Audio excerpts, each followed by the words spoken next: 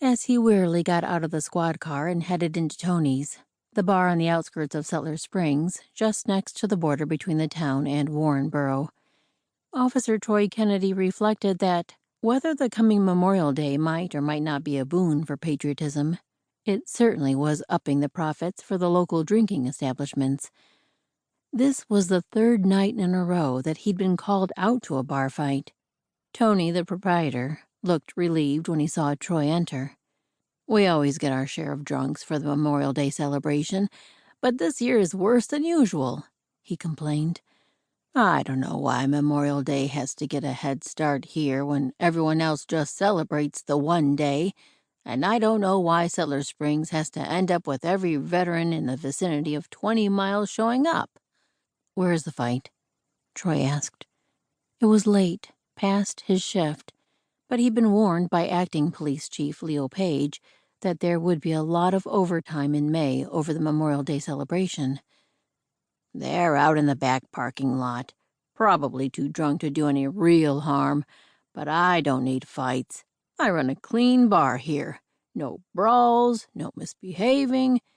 He was still attesting to the purity of his establishment when Troy turned the corner and went to the back of the lot. The two men, hunched over, circling one another, didn't hear the sound of his shoes on the gravel. Tony was right. They were probably too far gone to do any real harm, but a public disturbance was a violation. "Come on, guys, I'm taking you in." The two adversaries, now allies in their indignation, demanded to know what the police wanted. "A quiet night," Troy said as he prodded them into the back of the car, "which I'm not going to get as long as every veteran in town thinks that the best way to remember the fallen is to get sopping drunk." "You're no patriot," declared one of the men, who by his age had likely fought in the first Iraq War.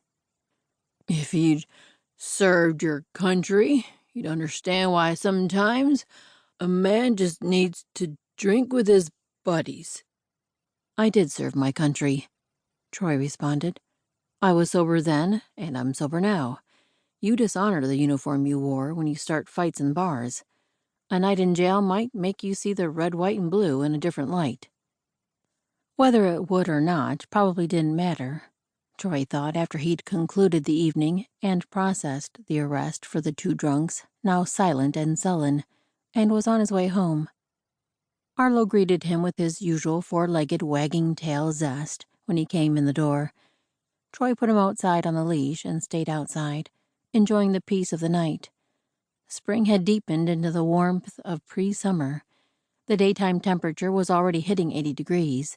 The carnival was in town, a precursor for the festivities of Memorial Day. Kelly told him that Settler Springs had the best Memorial Day celebration in the adjoining 3 counties. He doubted if she thought that hauling in drunks every night was a tribute to that celebration, but it was something he was going to challenge her with tomorrow when they met at the trail for their regular weekend run. Thoughts of Kelly made him smile.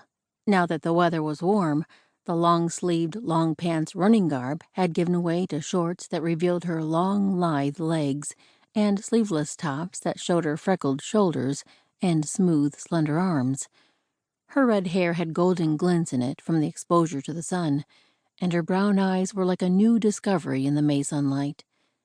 There was something about warm weather, Troy thought, that made romance seem a lot more likely.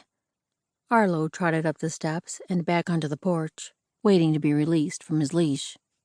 So far, Kelly had proven to be immune to his subtle suggestions that it was time for friendship to blossom into something more, just like the Shasta daisies that had sprung up, almost without warning, in the flower beds on each side of the library. From the bareness of winter and a wet early spring, the life waiting beneath the soil had emerged as a reminder that spring couldn't be vanquished.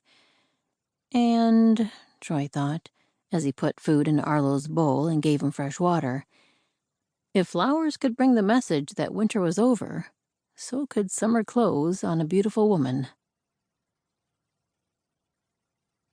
To keep listening to this audiobook, I've left you a link in the description so you can do it, at no cost thanks to Audible's 30-day free trial.